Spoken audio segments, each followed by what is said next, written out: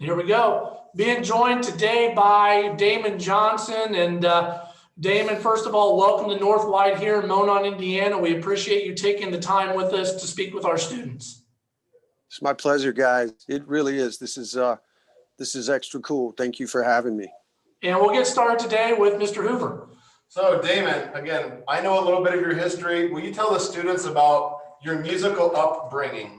Were you a piano student at age 7? Were you in middle school band, choir? Tell us about that. Yeah, man, I'll try to make this as, I'll give you the edited version as best as I can, but I was really fortunate right from birth, you know, both my parents love music, a lot of music in my house.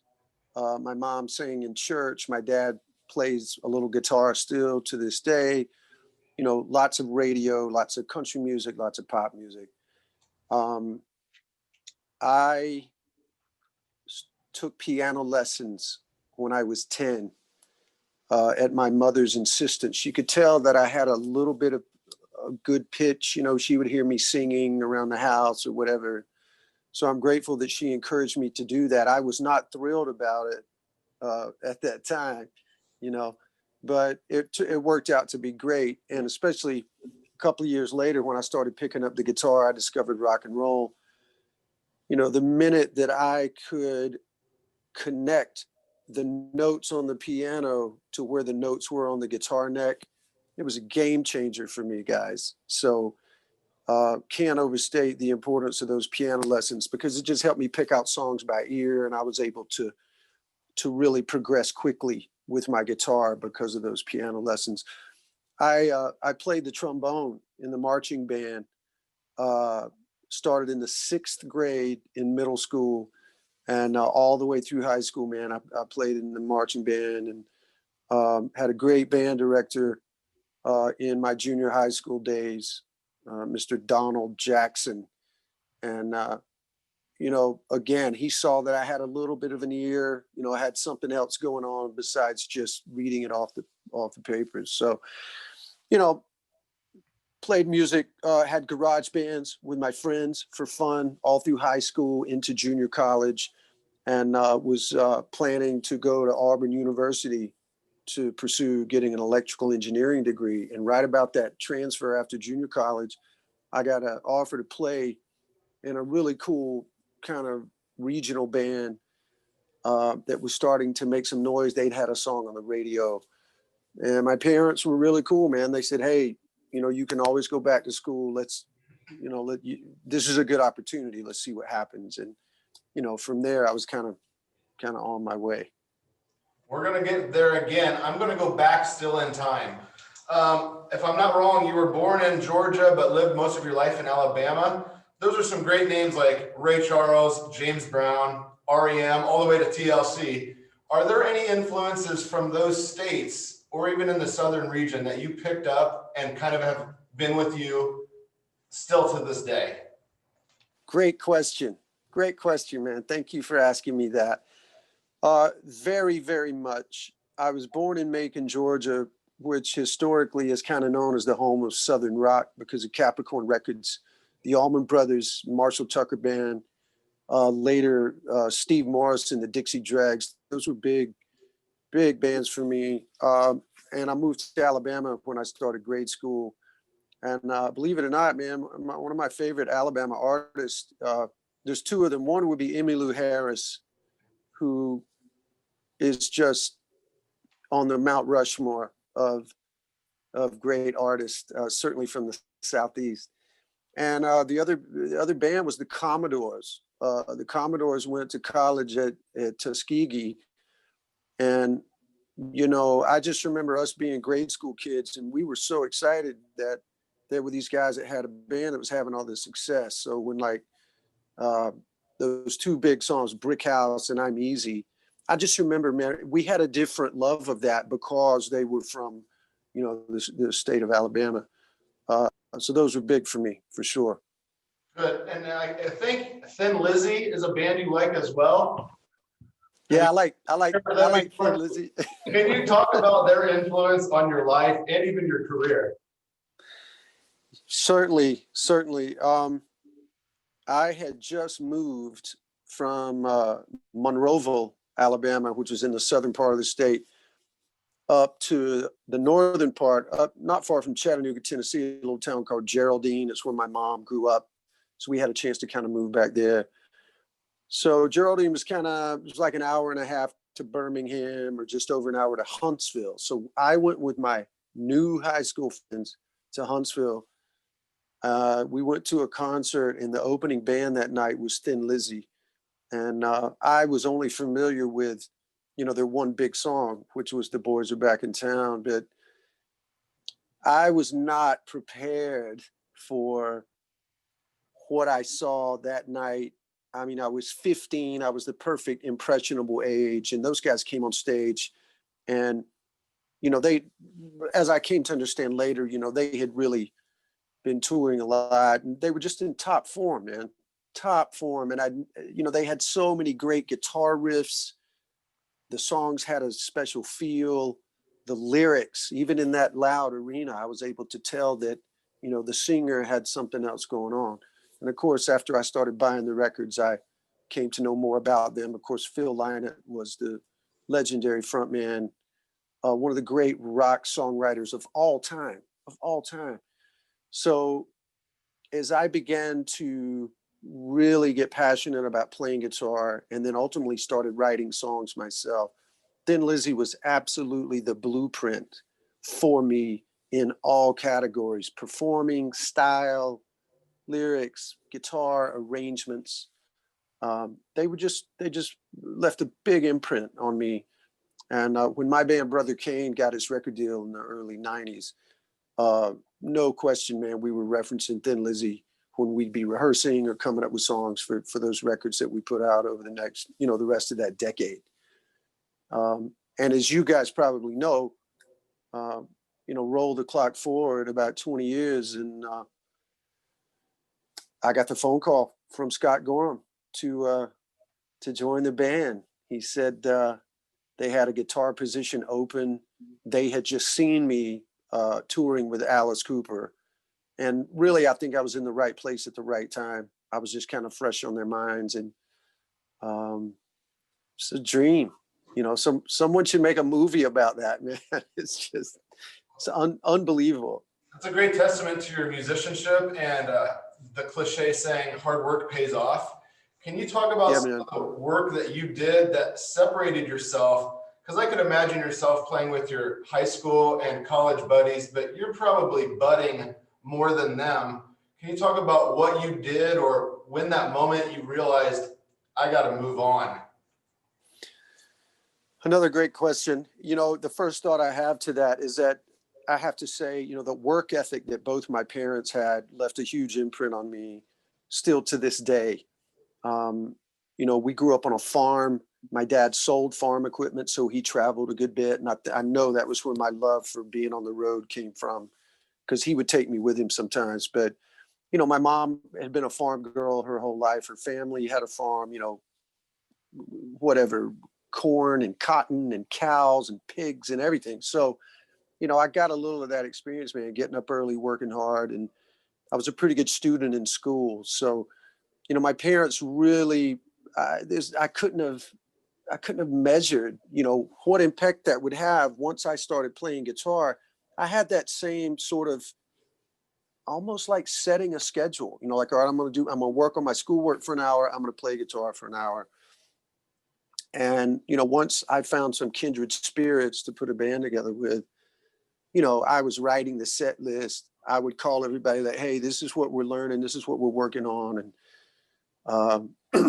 not really meaning to be the leader, but I just like, all right, well, somebody's got to give us some direction and call the shots. So I did develop faster than, my friends in my band. And, it was kind of like one progression after another. There was another band of older guys that they had seen me play and they asked me to join. And then that happened again. And then I mentioned the band in Birmingham that I kind of left school for. Those guys were like godlike to us because we had seen them perform at the universities. They had a song on the radio regionally. So for them to ask me to play in their band, it was really the first time that I had said to my parents, like, wow, I must be really getting good if those guys, want me to play. And of course, if you talk to some of my friends from back in those days in like the mid 80s, late 80s, they tell all these crazy stories like, oh, we knew Damon he was destined to be a rock star. I never felt that way. I just loved playing guitar. That was it. I loved it. I loved it. You didn't have to make me practice. You didn't have to make me buy the magazines or buy the records and, different genres, different styles. I was just a giant sponge soaking it all up. And it really unquestionably made all the difference for me, as I began to grow as an artist in my own right. Well, Damon, you mentioned the 1980s. This is the 21st year we've taught this class here at Northlight. And I Wow. still consider it to be the greatest decade. And one of the things we focus on a lot is how MTV changed music. So I'm going to put kind of two questions here. Give me your thoughts on MTV and how it changed and how the music video really changed music in general. And then in 1986, you won a contest on MTV's Basement Tapes. Tell us a little bit about that. Well, let me cover your second thing first. That was the band that I mentioned earlier that asked me to join. They were big regionally. I was not yet in the band when they won that Basement Tape Award. However, I was tuned in that entire whatever month that was that their video played and they were in competition because, like I said, we had seen them play the colleges. So there was this definable wow factor for us. Like, wow, these guys are from Alabama and look at what they're doing. And I know that was a little voice in my head saying, hey, man, if these guys can do it, you can do it. So my early images of MTV, I'll never forget.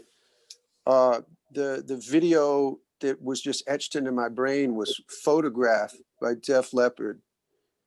And, they were wearing those Union Jack outfits and that killer guitar riff. And of course, I came to understand later that the great Mutt Lange had produced that record. So just the sound coming out of my drummer's television, because I couldn't get MTV at my house. I lived so far out in the country, we couldn't even get it on our cable, But my drummer, he lived in the next town, and they had cable TV. So I would go to his house, and we would watch. I remember seeing.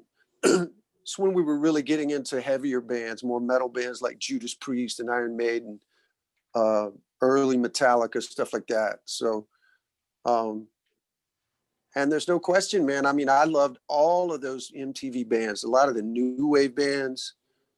I would have never discovered acts like The Cure, The Fix, even David Bowie's deeper catalog, man. I mean, Bowie, I love. I have a David Bowie shirt underneath my running jacket here.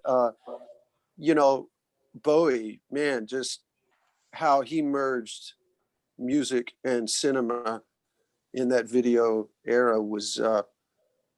I think it just really helped me kind of start thinking about art, about colors and images, more than just straight ahead, guitar, man. Because again, I'm from the South. I was way into all that Southern rock and blues bands and R&B and stuff like that. So MTV was huge, man. It was huge for me. I'm going to do a couple rapid fire questions, maybe 8 or 9, to get into your mind with guitar especially, and then we'll expand from there and your career and such. So these could be one word answers, or you could talk for a while. In no particular order, are you a shred guitar player, or are you more like No, not a shredder? not a shredder. And I say that with one caveat. My producer, Nick Raskulinix, who's a Grammy-winning monster, and I'm so grateful to have him in my life. He pushes me to shred more. Because it's like if I'm warming up, I'll be playing some stuff. He'll go, "Hey man, you should play that on this next song." I'm like, "I don't want to play like that." He goes, "Yeah, you're gonna. That's what we're," So I have, man, I got so many friends that are like world renowned shredders. My buddy Richie Faulkner from Judas Priest, my friend Alex Skolnick from Testament, just top of the heap, man. Richie Kotzen, I toured with Richie last year. I mean, those guys have a different level of technique and a commitment to that I certainly respect. Uh, but I'm definitely more, uh, I want it to be more about the melody and the articulation with little flourishes now and again, little blast here and there. Thank you for saying it the way you did. A lot of people, when they hear that you don't shred, I played guitar for 20 years now. When they hear that you don't shred, they think you're kind of worthless. The way you said it was right. That is not the craft that I studied. I prefer to be a melodic or just straight up say lead player. But shred, that's another thing. Sometimes shredders, this is kind of a joke, can't play an open chord, but they can shred all day. That's something I didn't study. You said it great. Next question, kind of similar. Do you know the name Buckethead? Oh yeah. What thoughts do you have quickly of him? Incredible technique, incredible note choice. I can absolutely understand why he has captured the imagination of so many musicians. And hey, man, that's why his playing was enough to dazzle Axl Rose, who knows a thing or two about great guitar players. So yeah, man, he's special. He's totally special. He gets a great tone. Yep. Fantastic, man. Great player. He's a different planet. He's a different element. Yeah, for sure. So tell me about some of your note choices. When I listen to your songs, do you use for say a boss harmonist, or are you dubbing some of your solo work? It sounds like there's 2 notes or 2 guitars. Yeah, man, there's no effects. It's always extra parts. In Brother Kane, we had 2 guitar players, and Black Star Riders, 2 guitar players. Obviously, working with Scott Gorham and Thin Lizzy and Black Star Riders, there was a lot of harmony stuff. And I just feel like the stuff that I've been writing in the last 3 or 4 years for my solo career, I don't want to shy away from my love of that. I'm definitely committed right now to being a trio, just myself and my drummer, Jared, my bass player, Robbie. But as far as making the records, man, I want to do whatever I want, if that makes sense. And cool harmony parts is just, you roll the clock all the way back to seeing Thin Lizzy that first time. I mean, that was just so like, wow, when you harmonize, and it's not just playing the absolute third or the fifth above the note. You gotta figure out what works the best and what's going to, I guess, express the idea the most effectively. So, but I appreciate you noticing that. Yeah, we'll always just overdub parts, and a lot of times Nick, my producer, he'll be ready to move on, and I'll go, "Hey man, hold on, I got a harmony for that." And he'll go, "Oh, okay, well let's get another track."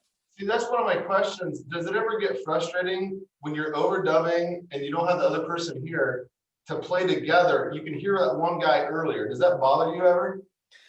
Not really. Not really. It's just fun. These days, all of that kind of stuff is just so much fun for me. As we're talking about this, I'm reminded that, this room I'm talking to you in, this is just my little office, and this is where all the magic happens, man. I've written my last 2 records in here, and just my laptop and a drum machine, and this is where I demo everything up. But the hard work, the time consuming is in the song writing, the lyric writing, the arrangements.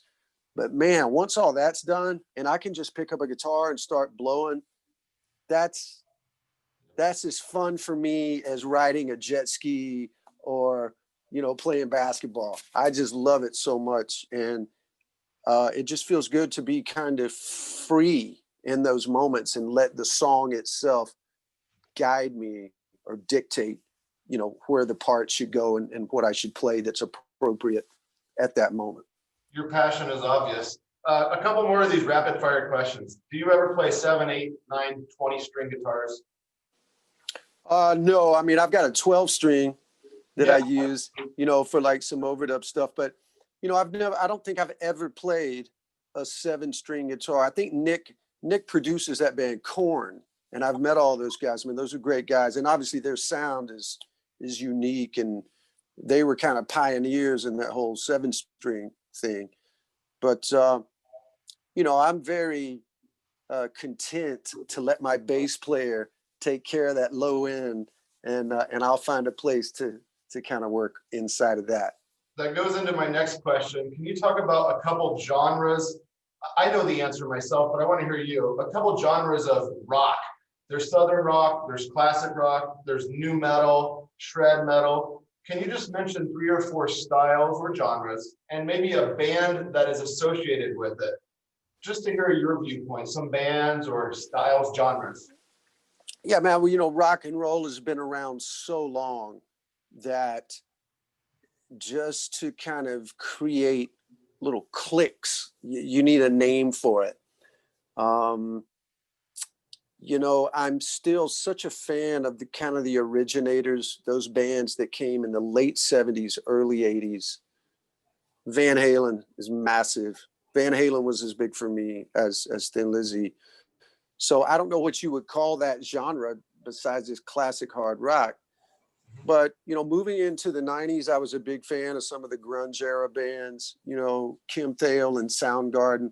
What a great guitar player, man. Just, you could hear the Sabbath influence, you could hear the Zeppelin, but he put his own spin on it. And when that guy starts playing guitar, you know exactly who it is immediately. Southern rock, as I've said more than once, it just occupies so much real estate for me. Those bands that generally had 2, in the case of Leonard Skinner and Molly Hatchet, 3 guitar players, but they were always writing for the song. It wasn't just endless jamming, and there were parts, man, almost like Beatles songs. They were so worked out, and I was totally in love with that. And like I said, I have friends that are in a lot of new metal bands. Korn is a part of that. Believe it or not, Marilyn Manson, when I was with Alice Cooper, we did a run with those guys, and I became friends with his bass player Twiggy. His guitar player at the time was John Five. So, genres are important, man. And, my genre these days is maybe kind of boring, but my kids say, Dad, what do I tell people when they ask what kind of music do you play? And I go, well, just tell them I play modern sounding classic rock. That's awesome. 2 more questions. My favorite band, one of the top 2 favorite bands, is Jackal. Are you familiar with Jackal? I'm very familiar with Jackal. So do you have any opinions, good or bad? Because that, to me, I like them way better as Southern rock than Molly Hatchet and Leonard Skinner. I think they're in that's opinion. I think Jackal is top level, in your face Southern rock. Well, they're certainly from the South. Those guys first came on my radar right before Brother Kane, because I'm pretty sure before they were Jackal, the singer, he fronted like an AC/DC cover band. And we had seen them, like I mentioned earlier, some of the fraternity houses and stuff like that. And he did a great, Brian, he could sound like Brian Johnson from AC/DC, which was pretty impressive for us. But yeah, and I have another historical connection to Jackal in that my bass player from the Brother Kane days, Roman Glick, after we disbanded, he became the bass player in Jackal. So I'm very familiar with him. Yeah, sure. The last question, which you might be able to talk about for a while. Can you tell us about your main guitar, the guitar behind you, and maybe the picture that's on your other shoulder, please? Oh, wow. I didn't think about that. Yeah, man. Well, my main guitar is and always has been the Les Paul. Going all the way back to those stories about being in high school, the Les Paul was my obsession. Peter Frampton played one, Joe Perry from Aerosmith played one, Jimmy Page, Billy Sheehan, Dwayne Allman, the list goes on and on. So I saved my money from my grocery store job, and I bought my first Les Paul for, I think I paid $600 for it. and it was practically new. It was a Les Paul Custom, and I still have that guitar. I wish I'd have known we were going to talk about it. I would have pulled it out. But yeah, man, over the years, I love so many different kinds of guitars. I love like a semi hollow body, a 335. I've got a nice Strat. I've got a nice Telecaster. This guitar here, this Flying V, is actually, it's kind of like a knockoff of a Carina Wood Gibson. But I met a guy in Canada, and he had a company called Guitar Works. So you see the GW on the headstock. Well, when we met, look at how cool that thing is, man. It's just beautiful. And I write a lot on this guitar. But when I met him, my son had just been born, and my son's name is Gabriel Wyatt Johnson. Yeah. So that guitar is extra special because of that. And your other question, oh, the picture. Not ironically, that picture right there is of Phil Lynott and Brian Robertson from Thin Lizzy. And when I was writing songs for the very first Brother Kane album in 1992, I was thrilled to get to write with a guy named Dale James. And Dale James is in the Guns N' Roses world. He had written some lyrics with Axl. They had put out that Use Your Illusion album that had that big song, November Rain. Well, Dale had written the screenplay for that video. And he's credited on that at the very end. You know, it says, or maybe the beginning, it says written by Dale James. Anyway, so Dale and I got together to write one day. And of course, we spent most of our time talking about how much we love Thin Lizzy.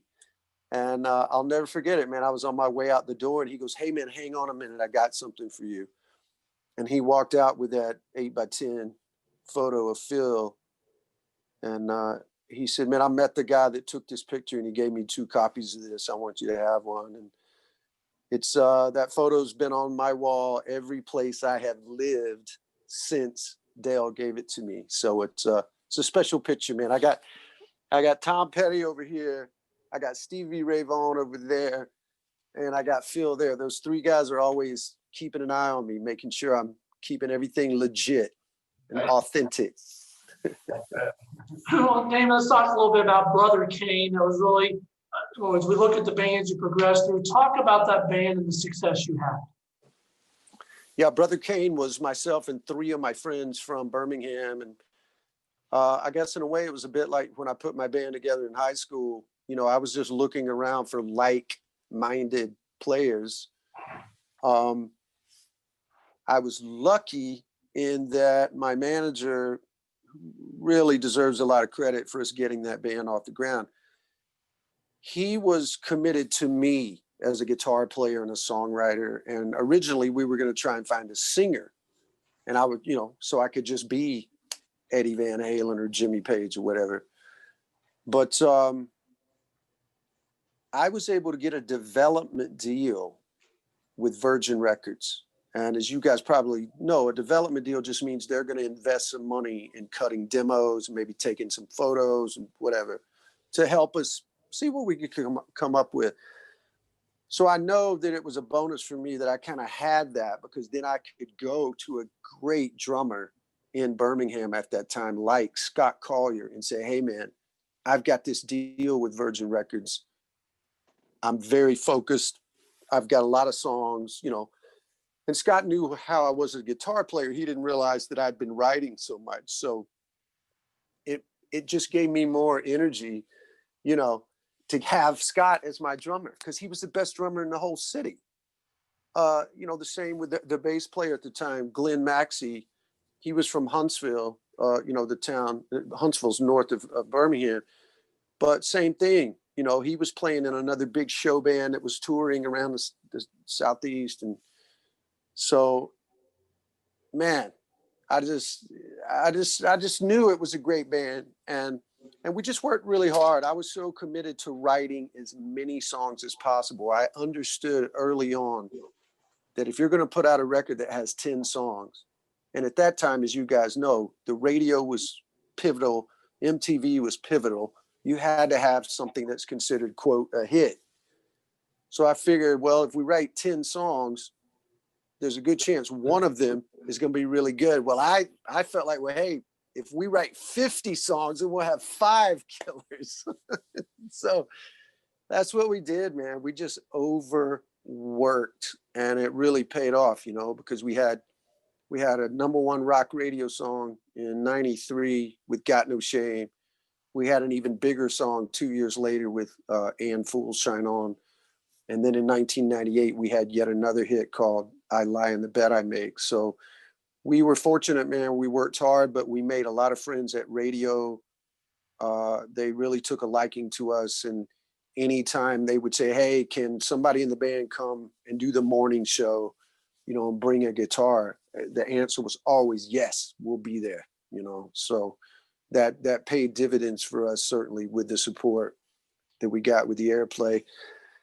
And, because of the radio success, it led to some other big things, man. We got to be the support act on giant tours. Robert Plant, Aerosmith, Van Halen, all these bands, artists that I had loved my whole life. It was like a dream, just like a dream come true, not just to get to play for their audiences, but to get to talk to them on more of a personal level. I got to become friends with Eddie Van Halen and Sammy Hagar. Sammy and I wrote together. Shortly after that time, we toured, and the Aerosmith guys I'm friends with to this day. So it was an honor and just a thrill, man. So big for us. And Brother Kane, I mean, that experience, I owe everything to those 6 years, man. I would have never, ever evolved to be the solo artist that I am now had it not been for that experience. I certainly wouldn't have gotten cool gigs with John Waite, Alice Cooper, Thin Lizzy, had it not been for Brother Kane. Well, to follow up a little bit about songwriting, I know everybody's different. Talk about your songwriting style. Do you do the music first, lyrics first? Because I know everybody's a little bit different in how they write their songs. Well, certainly back in the early days, in the beginning, I was very strictly, music first, try to find a melody, and then the laborious task of writing lyrics. I used to really dread that. And I'm thrilled to tell you both that as time has passed, that has shifted. And I don't have a standard way that I write anymore. A song can start with a title. A song could be a sheet full of lyrics. Maybe it's a little short story I wrote. Maybe there was a great exchange in a movie and I made some notes on that and kind of twisted it around. And, I mentioned David Bowie earlier. David, such an influence for me because he was the master of like just grabbing 20 different things and kind of putting it on his, kind of like laying it out on the floor and just move it around. And all of a sudden, it's a whole other story. And there's been times that a friend will make a statement and I'll write it in my phone and I'll go, oh, this would be a great verse. And then in the second verse, I can introduce a whole other character. It just becomes like a puzzle. So I cannot overstate how important it is to finally have reached a place where I love to write songs. It's like a hobby for me now.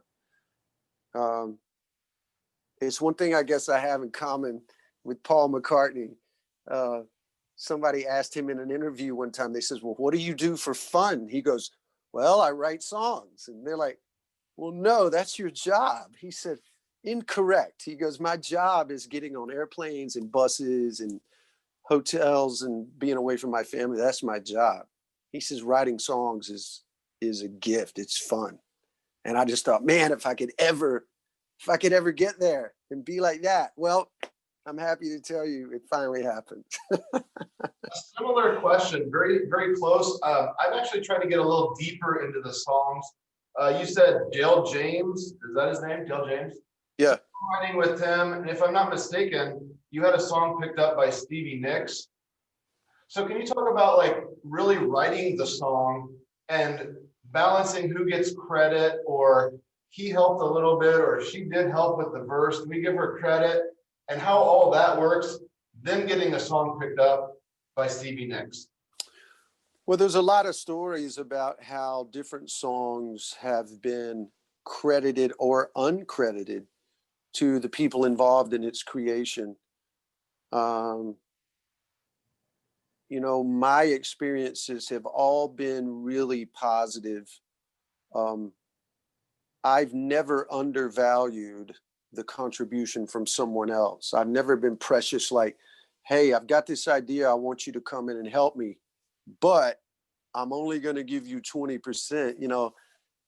What, there is nothing productive. Let me put it that way. Nothing productive is going to come from that. So, man, anybody that shows up and that elevates a song to a level of completion, they deserve credit for that. So, I've always just split everything equally in every situation I've been in. And it's been the same with the people I've written with. Alice Cooper. Listen, if there's anybody in my career that could have been like, all right, we're going to write together, but I'm going to get most or all of the songwriting credit, he could have said that, and I would have written with him anyway. He wasn't that way at all. We split everything equal, And the Stevie Nicks song is a great story because I was writing with my friend John Shanks. You can look up John's name, John Shanks. He is his list of credits are incredible, and this was earlier in John's career. But we were writing songs for what was possibly going to be my first solo record after Brother Kane. I wasn't really sure what I was going to do. And we wrote this song. We were working on one song. He got up and went to get something to drink, and I started playing something else, and he came back. It's like, wow, what is that? So we wrote this song called Every Day in like 10 minutes. It just fell out, Well, John played guitar for Melissa Etheridge, and Melissa Etheridge was managed by the same company that managed Stevie Nicks. So after I had come back home to Alabama, John hears through Melissa that Stevie's making a record and she's looking for another song. Well, you can imagine her management company was getting songs from everywhere. And John, being the very well-disciplined professional that he is, I think he sent her a CD with like 15 songs on it. I don't know how, I don't know why, but Stevie took that CD, listened to it, and she picked our song. She goes, I like that song. And so John wound up producing that song for Stevie on that record. I'll never forget the day he called me. He said, hey, man, I think we've got a cut on someone else's record. And I said, wow, okay, And he said, it's a female singer. And I immediately thought of like the pop, like Disney, like Michelle Branch or Hilary Duff or something like that. Talented singer, but that was kind of what was in vogue at that moment. And he says, you got to guess who it is. And come on, like I'm going to say, oh, so how about Stevie Nicks? Stevie's one of the great songwriters in rock history. She picked a song with a lyric that I wrote about my then girlfriend, who's now my wife and upstairs with our 2 kids. And it's another fairy tale story, man. Incredible. So this is same song Every Day. When you listen to her version, I think you're mature enough to answer this. You don't have to. Would you change anything? Yeah, I would change a lot. And that's not as a songwriter, but more as a producer. And, again, the song wouldn't have happened if it weren't for John Shanks. So I don't want to take any credit away from John's production, but I just felt like they could have spent a little more time on her vocal, but that's just me. It did not prevent the song from being a substantial regional hit. I mean, it was the first song off of her. It was the first single off of that album. Wow, incredible. So the song was a success, but just, I guess for me, because it represented such a specific person or a story in my life, I would, if we'd have had the luxury of time, if I could have flown out there and sat there with her and been like, okay, Stevie, let's sing that again, but let's try this. The reason I ask is you recorded it again. I mean, it's your song and it's a vastly different song, but it's the same song. Yeah. Yeah. Well, I definitely, if I'm going to play that song for someone, I'm going to play them my version, but I would never, and I will never take anything away from, it was just magical, guys, magical. We were at home in our apartment in Birmingham watching the David Letterman show. I think we were literally sitting in bed eating Ben and Jerry's ice cream. And Stevie Nicks walks out and sings this song, that I had written for my girl. And I mean, she was in tears, and it was heavy, man. It was really, really a special moment. Well, let's talk a little bit. You mentioned about Alice Cooper, and I know you get to spend 3 years as a lead guitarist with him. Talk about that time with Alice Cooper, and you said you wrote with him and everything, and that experience you had as well. Because when I think about Alice Cooper, I think about Wayne's World. We're not worthy. Yeah. If I had $1 for every time a fan would do that in front of him after the show, man, I could have paid for some of those rounds of golf that we played. Yeah, actually, guys, I played with Coop for actually 5 years. I had 2 different tenures, so it was a good. Those were great years, man. And it's a bit like I joined the circus, because with Alice, you're not just performing the songs. There's a show, there's production, and there's props, and there's the snake. I had a run-in with that snake that was not very pleasant. It was just incredible. But I just remember the very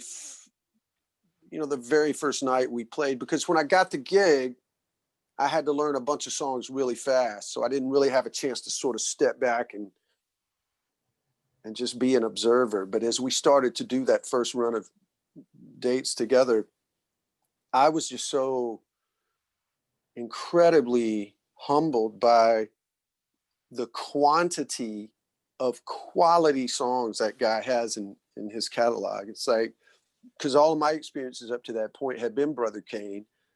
And we had our 3 hits, a couple of other ones that were sort of okay. But with Alice, it's 90 minutes, man, of like the greatest rock and roll songs of all time. So I like to tell people that working with Alice, I just felt like I sort of had my chest out after that. I just gave me more confidence. He was never precious about the spotlight. That's the first thing he said to me. He said, listen, Damon, when it's time for you to solo, I want you center stage. I want that headstock in their face. I want you bringing it. And I was like, you got it, boss. I'm the man. I know how to do that. But, man, he's one of the great masters. He's one of the pioneers, just a legend. And he's just a role model as a human being. The way he treats his band, never a crossword with anybody. You're never going to upstage Coop. And even if you tried, he wouldn't care. He'd be like, hey, great, man, knock yourself out. Wow. Just an inspiration. I got one more question here for you. We could talk for hours, but we do need to let you probably get. You've mentioned names such as Stevie Nicks, Van Halen. I said Jackal, Alice Cooper. You know music well enough. There's only 12 notes.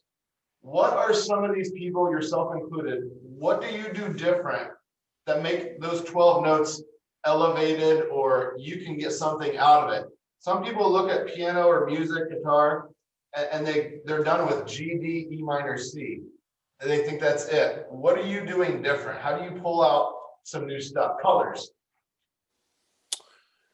Well, I think my first thought to, that's a great question. And my first thought to answering that is you got to give some credit to just being a good listener, you know, from literally being in grade school. I was listening to music, listening to the drums, listening to the bass, how it moved, the tempo, the guitar, of course, the singer, the melodies, you know, when they would go up and down or creating different moods. And so I guess just after years of being a dedicated listener, when I do pick up the guitar, or even I still sit down at the piano sometimes, and I'm not a great player, but you know, I can move my fingers and create different chords, and it might inspire a melody or something.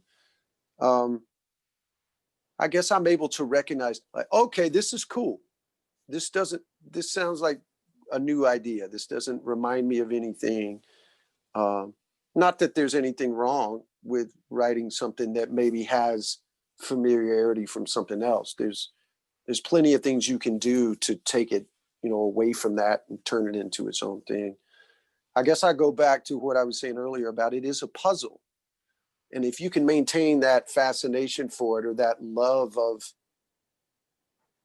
the hunt, you know, you're trying to get it across the finish line. Like, okay, this feels good. I think I'm going to stick with this. Let's see what we can create. And then you play it back. You go, okay, how do I feel about this? And so many times, guys, right here in this chair I'm sitting in right now, you know, I'll take it to a certain place and I'll purposely step away. I might go take a walk around the block or go shoot basketball with my daughter, or, you know, and then I'll come back and I'll listen again and I'll pick the guitar straight back up. And I cannot tell you how many times something else will just come out of nowhere and it elevates the song. Or it's a drum thing, you know, like the beat is going along and you got a vibe. It's like, all right, well, I've said that, and now it needs something else. Well, let's just go to double time, you know, and put the guitar, turn the guitar up louder for a second, you know, and then bring it back. Little things like that, man, can just make all the difference. Great answer. Thank you very much. And my final question here for you, Damon. Congratulations on the release of your new album, Battle Lessons. Let's talk a little bit about this as it's been released to the public and the work that you put into that. Well, thank you so much, guys. I am over the moon about this record. As it stands right now, the title track, the first single, is Battle Lessons, and that's been out for about a month. And the scheduled street date for the whole thing is in January. So this record has more tempo, more riffs, more in-your-face guitar than any one record I've ever made. And that's saying a lot, because I've been making records since 1992, and there's a lot of guitar on those Brother Kane records and those Black Star Riders records. But I can't tell you, I don't know why that's what I set out to do, but the first two songs that we wrote, I have one of my best friends for 30 years, man, Jim Troglin. I love to write with him. We have great chemistry together. The first two things we came up with, man, that I finished, just big drums, and it's just got energy, man. And I was like, well, what if the whole record was like this? So that's what it is. And I can't wait for you guys to hear it. I can't wait for your students to hear it, because I just feel like it's a culmination of a lifetime loving rock and hard rock music. I ran into an old friend the other day who he's heard 6 of the 9 songs, and he was beside himself. And he's like, hey, brother, you're going to save hard rock in 2021. This is going to be awesome. So I said, all right, I'm okay with that. I'm up for that task. Well, Damon, we appreciate your time. We want to congratulate you on your great career. We know it's going forward even more, and sharing your expertise and your stories with our students here at North White and Monon, Indiana. Thank you again from me and Mr. Hoover. Yep. Guys, this has been so much fun. I'm really honored that you would ask me to participate, and I love talking music with music lovers such as yourself and as your students. I commend you guys for the job you're doing, and shout out to all those students. And I hope they get as much fulfillment from music as I do. Yeah, you can find my music on all the streaming sites. My website, damonjohnson.com, and I have to mention that the new record, I've given my band a name this time. They're called The Get Ready. So it's Damon Johnson and The Get Ready. Awesome. So I feel very professional now, guys. I have 2 profiles on Spotify. My solo profile and The Get Ready. So I'm like Neil Young. It's like Neil Young or Neil Young and Crazy Horse. That's me.